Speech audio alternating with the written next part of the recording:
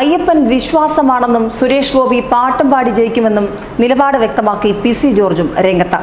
സുരേഷ് ഗോപിക്ക് ഇപ്പോൾ തൃശ്ശൂരിൽ ജനപിന്തുണ കൂടുന്നു എന്നുള്ളതാണ് പൊതുവെയുള്ള സംസാരം. പ്രത്യേകിച്ചും തെരഞ്ഞെടുപ്പിൽ വലിയ വിവാദങ്ങൾ ഉണ്ടായിരിക്കുന്നു. പക്ഷേ ബി.ജെ.പി ക്യാമ്പുകൾ വലിയ പ്രതീക്ഷയിലാണ്. ബി.ജെ.പി നേതൃത്വം അണികളൊക്കെ വലിയ സപ്പോർട്ടുമായി തന്നെ ബി.ജെ.പി പ്രവർത്തകരെല്ലാം തന്നെ സുരേഷ് ഗോപിക്കൊപ്പമുണ്ട്. അതിൻ്റെ ഏറ്റവും ഒടുവിലത്തെ തെളിവായി പി.സി. ജോർജ് പൂഞ്ഞാർ എം.എൽ.എയും പറഞ്ഞിരിക്കുന്നു.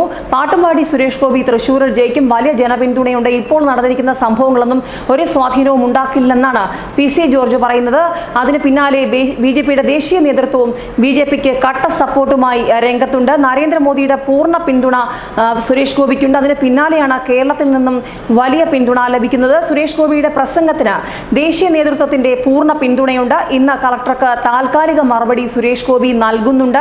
തിരഞ്ഞെടുപ്പ് പെരുമാറ്റ ചട്ടലംഘന പരാതിയെക്കുറിച്ച് ബി.ജെ.പി സ്ഥാനാർത്ഥി സുരേഷ് ഗോപി ഇന്ന് ജില്ലാ കളക്ടർക്ക് താൽക്കാലിക മറുപടി നൽകും. വിശദമായ മറുപടി നൽകാൻ സമയം ചോദിക്കും എന്നാണ് റിപ്പോർട്ടുകൾ പറയുന്നത്.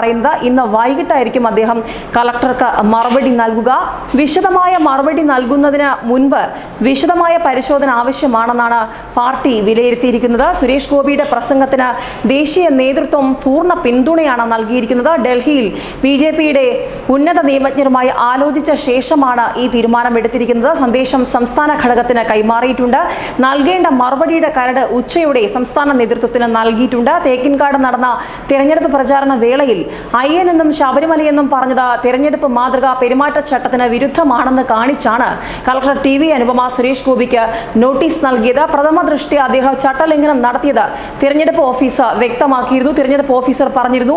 അതിന് പിന്നാലെയാണ് ഇപ്പോൾ ഇത് സംബന്ധിച്ചുള്ള കാര്യങ്ങൾക്ക് ഒരു മറുപടി നൽകാൻ പോകുന്നത്. ഏതായാലും ഈ വിഷയത്തിൽ ഒരു വശത്ത് വലിയ പ്രതിഷേധങ്ങളും വന്നുകൊണ്ടിരിക്കുകയാണ്. പ്രത്യേകിച്ചും ഇത്തരത്തിലൊരു നിലപാട് ബി.ജെ.പിക്കെതിരെ ഉയർന്നു വന്നപ്പോൾ അതിനെ പ്രതിരോധിക്കാൻ ബി.ജെ.പി അണികൾ വലിയ ശ്രമം നടത്തുന്നുണ്ട്.